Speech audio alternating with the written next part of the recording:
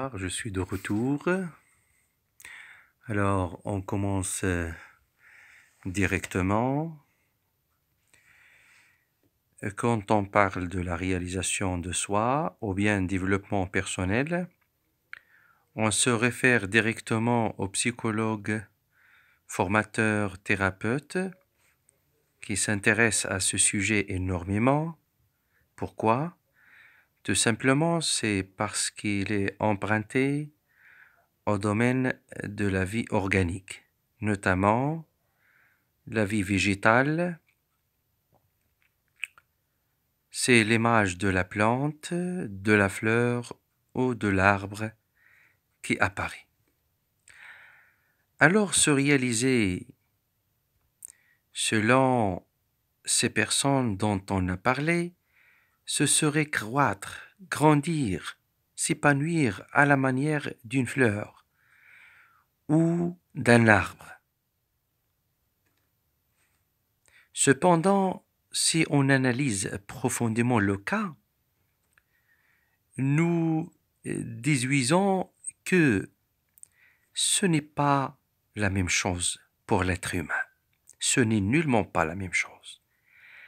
Car l'idée du développement personnel ou bien organique, il y a toujours, qu'on le veuille ou pas, une certaine préprogrammation. Comme je viens de le dire, le développement organique, il y a derrière ce développement une préprogrammation.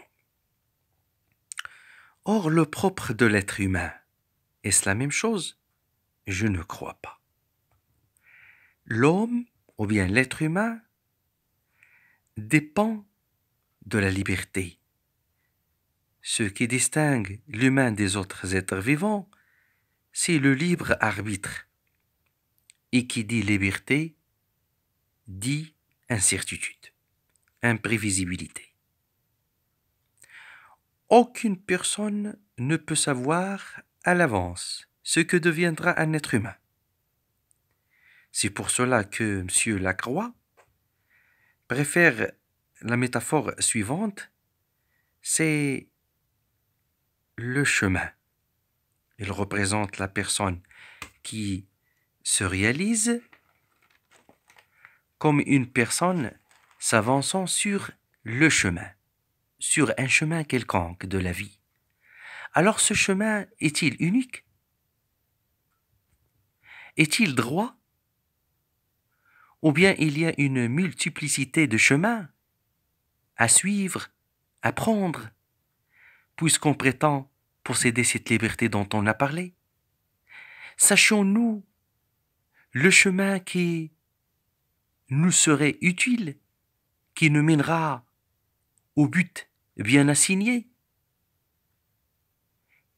C'est ce que je vais entamer dans des épisodes à venir. Je vous laisse et à bientôt.